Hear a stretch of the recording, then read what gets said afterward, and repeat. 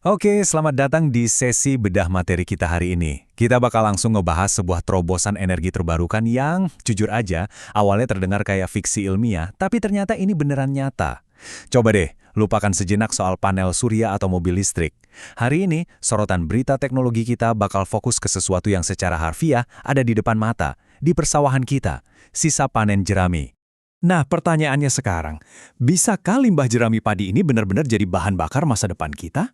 Bayangin aja ya, gunungan jerami sisa panen yang biasanya cuma dibakar dan bikin sesak napas itu, sekarang bisa diubah jadi solusi super ramah lingkungan buat ngejalanin kendaraan kalian.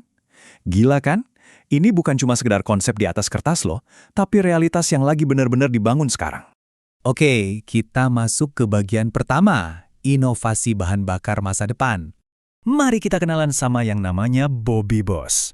Buat kita-kita yang mungkin awam sama teknik kimia, gampangnya gini. Bobby Boss ini tuh inovasi dari sektor swasta yang berhasil menyulap limbah jerami padi, sisa tangkai padi dari sawah itu, jadi bahan bakar alternatif. Jadi poin pentingnya di sini, bahan bakar ini nggak didapat dari ngebor minyak bumi, tapi murni dari limbah pertanian.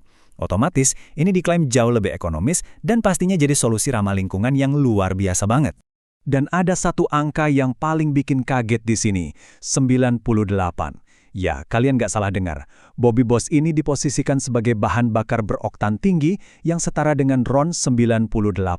Kalau kalian peduli sama mesin kendaraan, kalian pasti tahu persis. Kalau ini tuh masuk kelas premium dengan performa pembakaran yang wah banget. Tapi kejutannya nggak cuma di situ. Inovasi ini ngejanjiin performa sekelas premium tadi, tapi dengan potensi penghematan biaya yang pastinya bakal sangat bersahabat buat dompet kita. Lanjut ke bagian kedua. Jerami padi melawan B50. Kalau kita lihat lanskap energi kita saat ini, ada perbedaan yang cukup mendasar nih.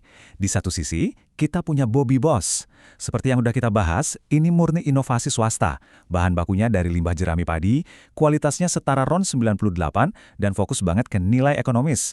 Nah, di sisi lain, ada B50. Ini adalah program mandatori dari pemerintah yang basisnya itu minyak kelapa sawit. Jadi jelas ya, keduanya ini punya pijakan, jalur, dan regulasi yang sama sekali berbeda. Sekarang kita masuk ke realitanya di bagian ketiga, ujian teknis dan standar baru. Coba kita bedah sedikit garis waktu yang krusial banget di tahun 2026 nanti. Per April 2026, Direktorat Jenderal Migas udah menjadwalkan pemanggilan produsen Bobby Boss buat mulai serangkaian pengujian teknis di laboratorium Lemigas. Nah, yang menarik, ini tuh waktunya mepet banget sama jadwal peluncuran mandatori B50 pemerintah di tanggal 1 Juli 2026. Dan di tengah momentum nasional yang lagi anget-angetnya itu, produsen Bobby Boss malah berani pasang target akhir 2026 buat masuk ke produksi massal. Bener-bener kompetisi inovasi yang berpacu sama waktu kan? Tapi, disinilah letak teka-teki terbesarnya. Kementerian ESDM secara tegas menyatakan kalau Bobby Boss ini, mengutip langsung ya, bukan merupakan jenis etanol biasa. Terus, kenapa ini jadi krusial?